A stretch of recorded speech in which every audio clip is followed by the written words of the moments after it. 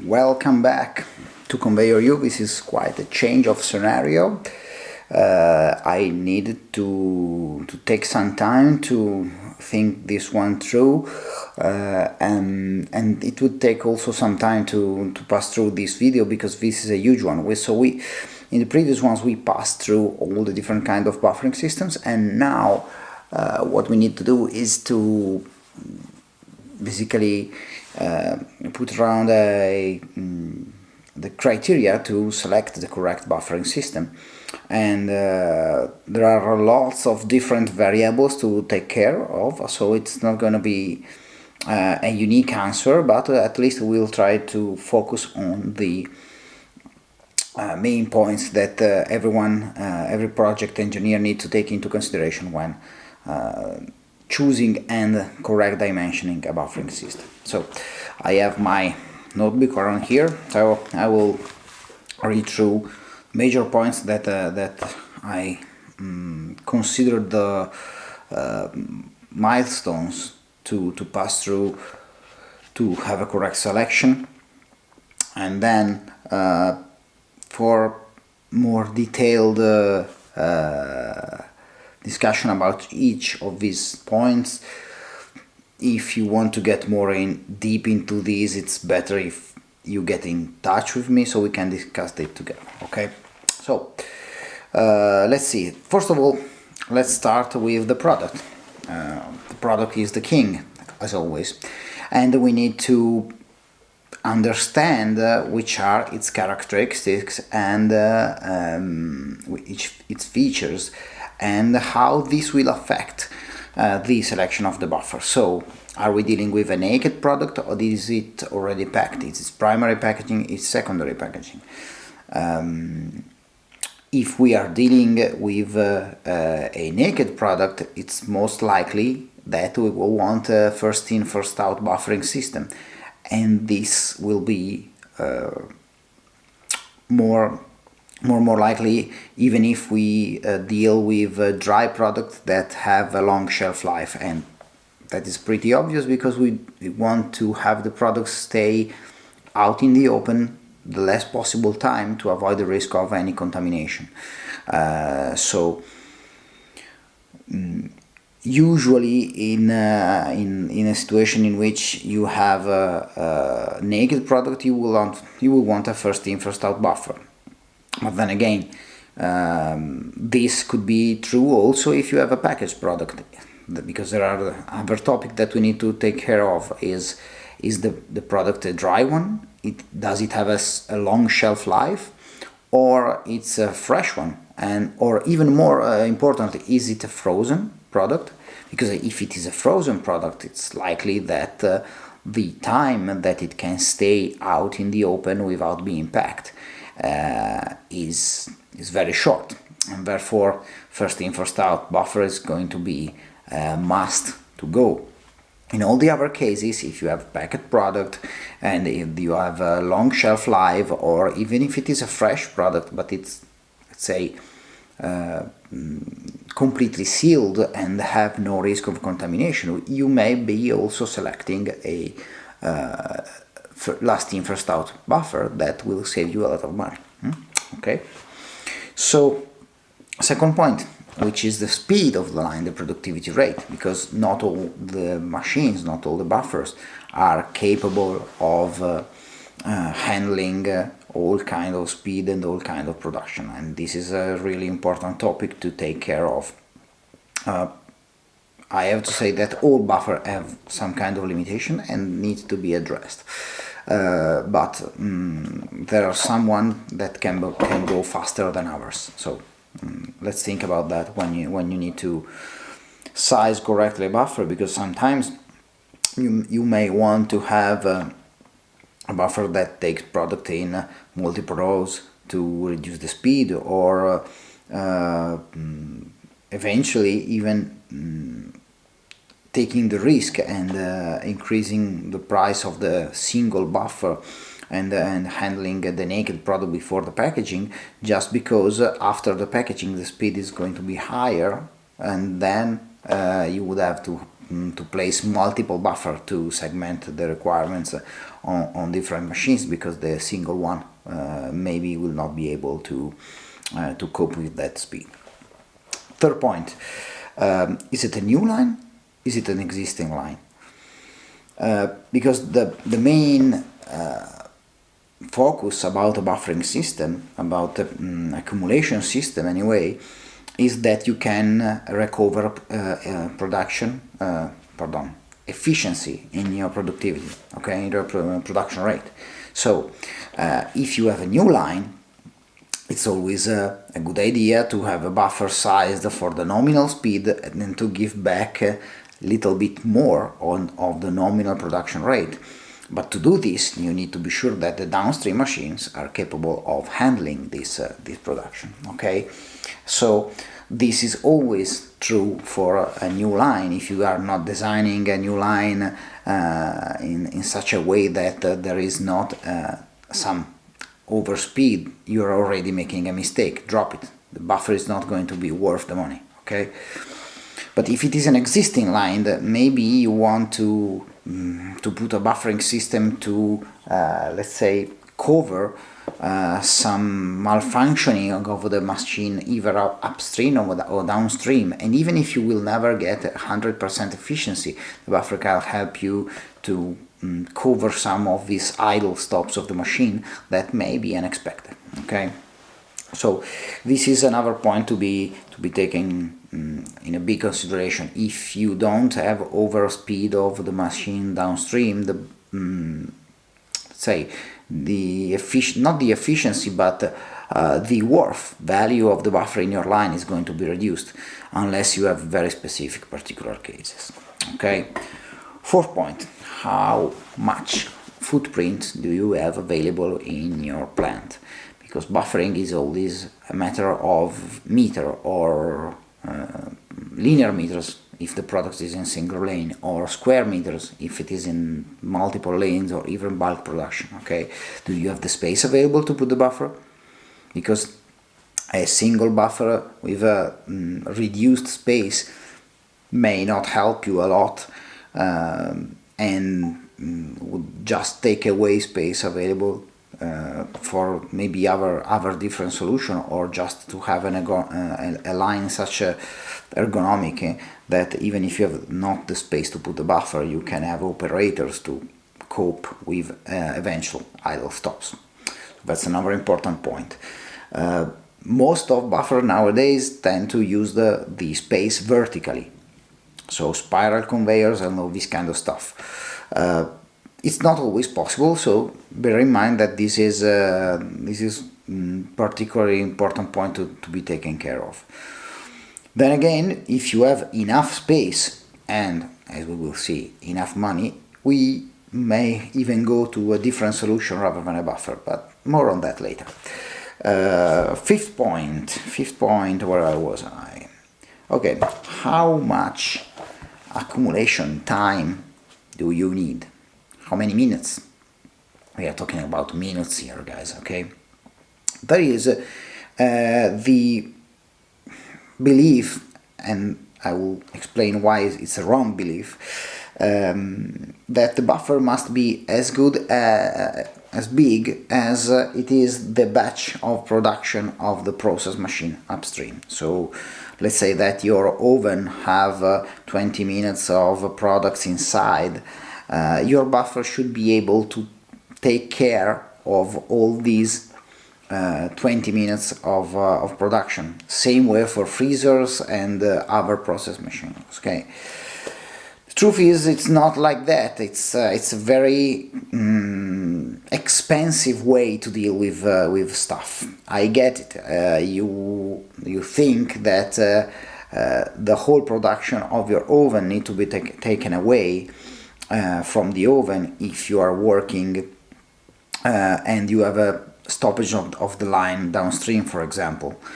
But on the other hand, the efficiency of packaging machines nowadays is for sure at least 90%, 95% or higher, okay?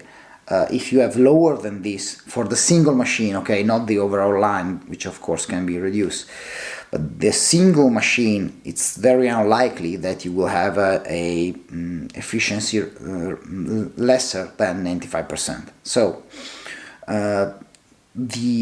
and usually the event that can block your machine, it's just a small thing. It's an idle stop. It's a jamming of the packaging film or the corrugated carton or whatever it is. And the operator should be trained to solve this kind of jamming in a quick time. And this quick time usually sits between 3 and 5 minutes. Okay. This time is the most typical request for buffering time. If you have more than this, you need to question yourself about what's going on. Okay. Because maybe the time that you see on an existing line to solve an issue is not due to the fact that to solve that jamming the operator really needs, I don't know, 10 minutes, okay? But just because the buffer is not there, the operator will have an harder time because he is not only trying to solve the jamming, but he is also taking away the extra product that is arriving, and he may need help, and help may not be immediately available, okay? So just for the fact that in your normal condition an existing line may require 10 minutes to solve an idle stop, it doesn't mean that that is really the required buffering space, because when you have the buffer that is working, that is making the process of having the production flow automatically, the operator will need nothing else than to concentrate on the issue of clearing the jam of the machine. And this is likely to increase the efficiency of the whole line, of course, but reduce the time that the buffer is going to be working anyway. Okay, so this is a very important point, because I've seen a lot of times the request for big buffering spaces, and at that when you go over the sweet spot of the size of the buffer, it may happen that a buffer is going to be more expensive than a secondary packaging machine that is in standby. And if you have enough space available to put another packaging machine, in that case, for sure, it's much better to go that way rather than having a buffer that is not going to work efficiently because it's wrongly sized. Okay. Last but not least, what's your available budget? This is one important point, because if you have a lot of space and a lot of budget available, you may choose to go for a secondary packaging machine, a standby packaging machine, nonetheless, even if it is more expensive than a buffer, even if it takes away more space, more footprint than a buffer, and quite an easy, the secondary packaging machine gives you 100% of productivity rate at the end of the day, just like the buffer, but it's flowing all the time. You don't have to deal with all the other shenanigans, last in, first out, whatever is happening on the line. So it has been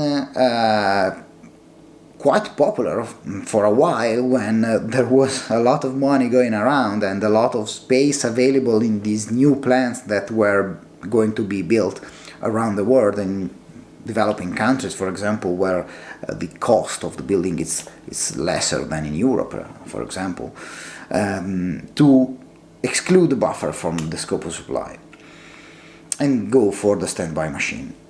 But even this it's not quite a unique way to go. Not all the machines are good to stay in standby, not working. Some of them may prefer to working idly at the 50% of the production rate and then increase to 100% when one of the two stops, for example. It's not that easy, and all this must be taken into consideration. Also, we must remember that the purpose of the buffer is to balance the production from upstream to downstream. So it may be worth to have some kind of buffering system, even if you have an extra capacity on your packaging machines. Okay, so these are the 6 most important points that you need to take into consideration when choosing and sizing a buffering system or accumulation system. The product, okay, the productivity, how the line is made, how much space do you have, how much space do you need, and lastly, how much money, of course, do you have. The mixing of these variables is the thing that is going to allow you to find your sweet spot for the correct sizing of a buffering system. Okay. This being said, I would like to go on for another section of the video in which I will concentrate only on the buffer that are good for packed products and the one that we do, and where to select one or the other, and which are their strengths and weaknesses for all these kind of systems. So without further ado, let's go through it. Okay, so here we are. Let's check through some slides the ups and downs of each kind of buffering system that we propose for the packed product only.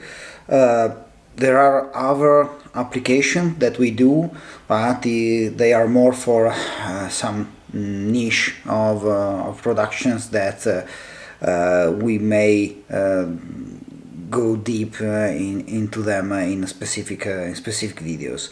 So let's talk about the general application machines, beginning with the pattern noster system. The pattern noster system, as you remember, is one of the most easy and ancient kind of buffering system that we have, and it's still available for a niche of for some niche applications, even if it's not quite the most used solution, because it has some big limitations. First of all, it's working only for products that accept accumulation.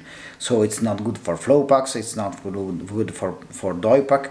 Generally speaking, it's good just for boxes or trays or something like that. So product that can handle a little bit of pressure.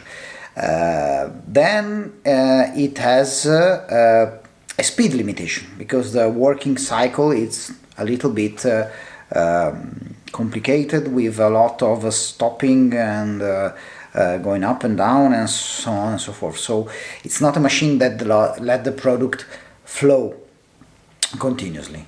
Okay, so mechanically speaking, there is some issue to be addressed. And then, of course, the product requires to accept accumulation, because there is a little bit of pressure between each layer of the pattern noster buffering system. After that, what else? The big advantage is that it has a very small footprint. It is extremely tight, and the only footprint occupation is in length, and even not so much. You just require to have basically a little bit of length to place the buffer, and to have accumulation before, and let's say rephasing conveyor after, to be sure to give better the progression in the correct way to the downstream machines. Price wise, it is generally speaking a rather low cost machine. But this is not necessarily always the case. It can have, in some cases, the price can go up a lot, especially for stainless steel, for wash down solution, and so on and so forth. So still a good application, but with some very big limits that need to be addressed. On to the next. Second one we are dealing with is really our bestseller, let's call it that way. It's the butt buffer system. It's a spiral conveyor. It uses available space going up, so vertical, just like the buster noster, but in this case the product is flowing continuously, and this allows to use a wider to accept a wider range of product, because we can check exactly the pacing between the buffer. We have zero pressure, and this is a really important up point for this kind of system. The good and the bad at the same time is that it can accept all kind of products, so flow pack are okay, pouches are okay, doi packs are okay, but there is a limitation in the width of the product, because we can do this kind of system only with 83 and 114 millimeter chains, so there is a limitation in terms of width of the product. It can handle fast production up to 45 meters per minute. It is a last in first out system. It has a small footprint because it's using a chain that has only 200 millimeter of average turning radius, so the spiral itself it's extremely tight, and it uses the space only in length.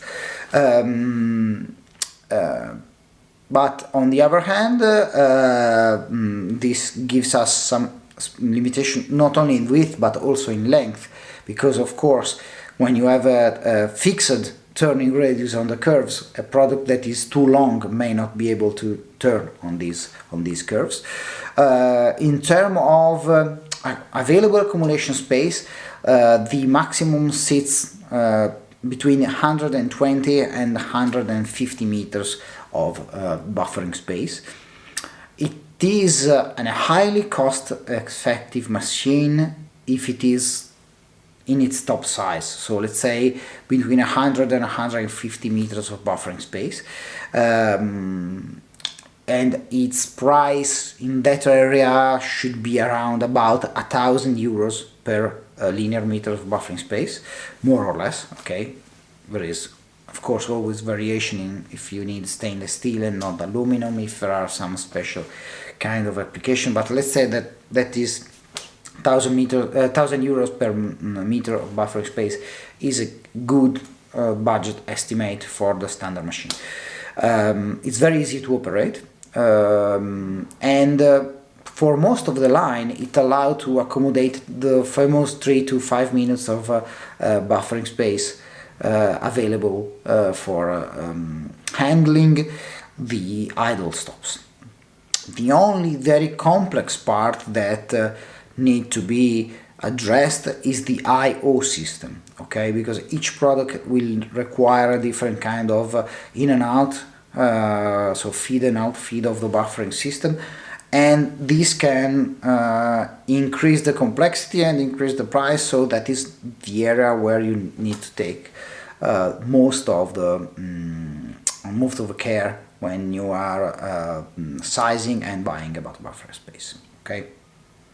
Next one, the Heliflex system. The Heliflex is another kind of spiral conveyor, spiral buffering system. Just like the butt buffer, has the capacity to be used for basically any kind of product. It gives a little bit more on flexibility in terms of width and in terms of length, because the maximum width of the chain is 160 millimeters, the lowest one still being 80 millimeters. It is still a zero pressure machine. The maximum speed is more or less like the butt buffer system, and so it's 45 meters per minute. Still is a last in first out system. The downside is a bigger footprint, but this bigger footprint allows to have a bigger turning radius of the spirals, and this allows to accept also longer product. Another big advantage is that we can, in the same machine, reach up to about 500 meters of buffering space in the in the standard machine.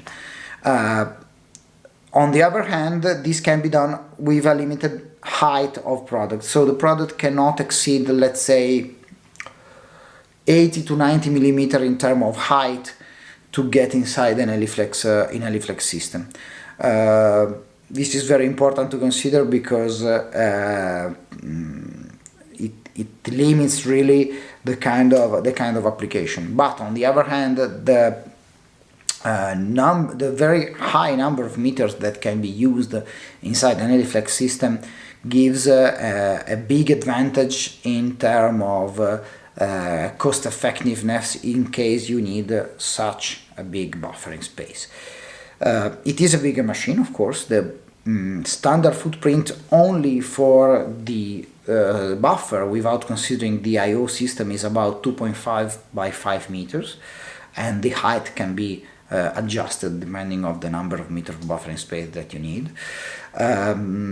In terms of let's say cost per meter, it about begins at the same level of the buffering system, but if you exceed those 120, 150 meters that are the limit of the buffering system, you can drop significantly this price per meter and reach 500 euros per meter, or sometimes even less. Okay.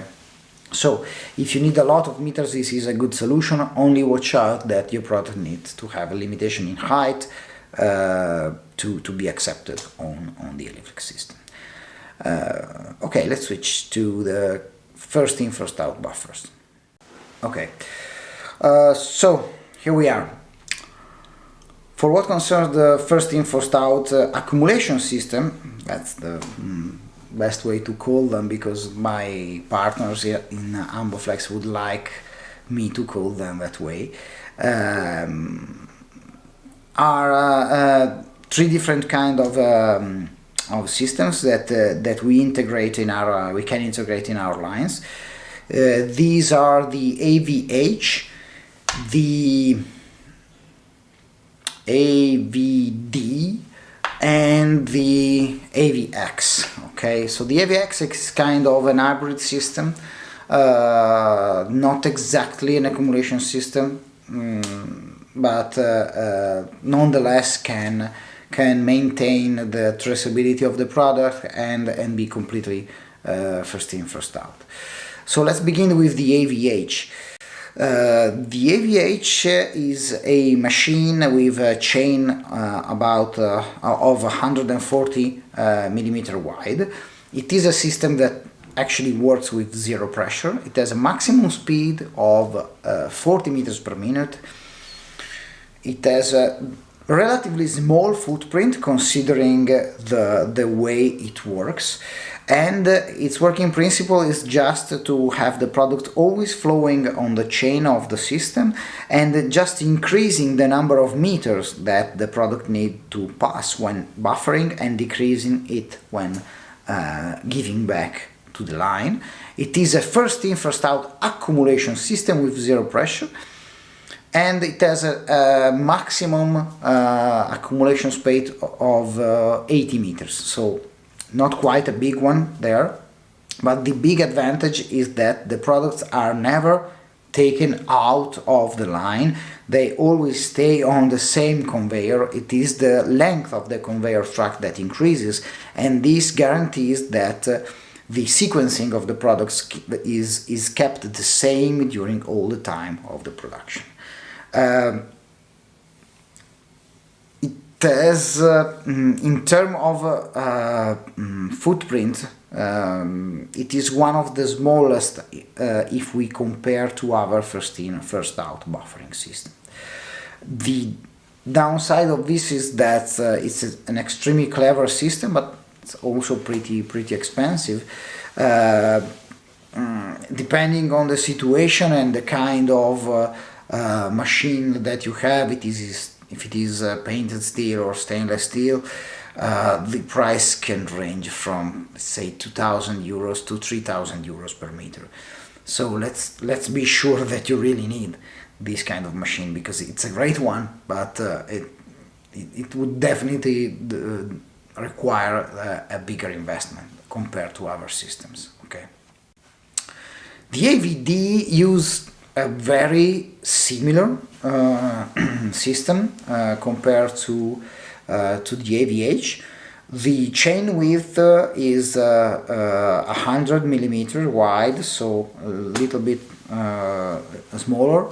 But this is not the reason why it's less flexible in terms of product that can be handled.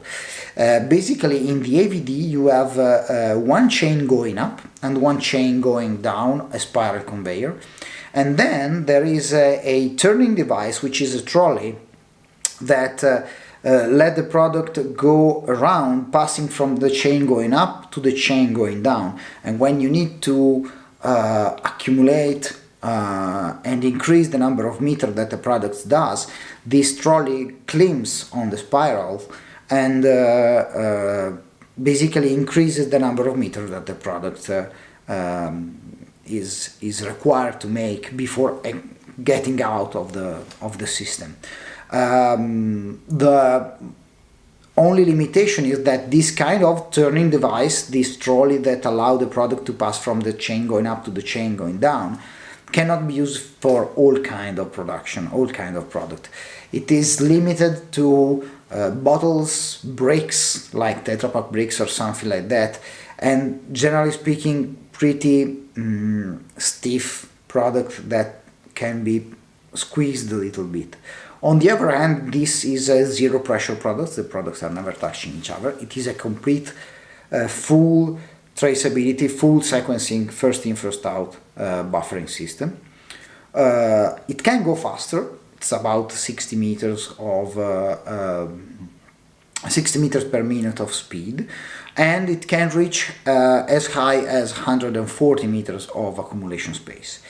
As said, the disadvantages are the limited production range, and of course, because it can work only with Tetra Pak bricks or bottles and so on, and of course, once again, pricing, which is a little bit higher in terms of price per meter, and again we sit somewhere from 2,000 euros per meter or above in this kind of system. But it's for sure it's a great solution when you have sterile products like orange juices, fresh orange juices, milk, and this kind of production, because it gives full sequencing of the product. Let's go to the last first in, first out buffering system that we integrate from Ambaflex. And I have to say this is my favorite. It is the AVX system. It can work with multiple chain width. It is zero pressure. It can work with high speed, as high as an Ambaflex spiral conveyor that can go. So let's say from 70 meters per minute, maybe even more. It is a first in, first out, but to be a first in, first out, keeping the sequencing of the product, the traceability, you will need to work a little bit with the electronics there to be sure to have a logic that control the system to give you back the product in the exact same sequence that you loaded it. It has a much bigger footprint because it's composed by a multiple lane spiral conveyors that firstly go up and then go down, so in terms of footprint it has much bigger floor occupation.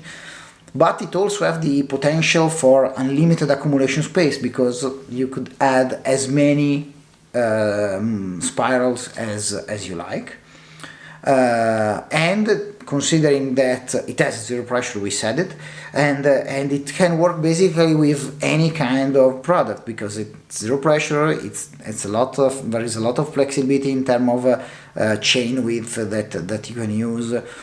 Let's say that it needs to be packed, the product that was the premises that we made. It was the beginning, the introduction that we made for this kind of for this video. So AVX, great solution, hybrid system between first in first out accumulation and the buffering system. Great possibility in terms of number of meters of accumulation. Once again, the price can be high, again around 2,000 euros per meter or more, but it gives you a really unlimited flexibility. What else? I think we are done here. So these 6 are the main kind of buffering and accumulation system we propose to our customers. So 3 are our own production, and 3 others are a consequence of our good partnership relation with Ambaflex. With this solution, we cover probably 90% of the requirements for buffering or accumulation systems. If your application is not inside one of these, drop us a call and we can study something, because we have our different possible solutions. But for the sake of this episode of ConveyorU, let's stick to this one. They are more than enough. It was a long video, so thanks for all the guys who managed to pass through all of this time of listening and watching. Thanks for your attention, thanks for your time, and see you on the next episode of ConveyorU. Bye bye.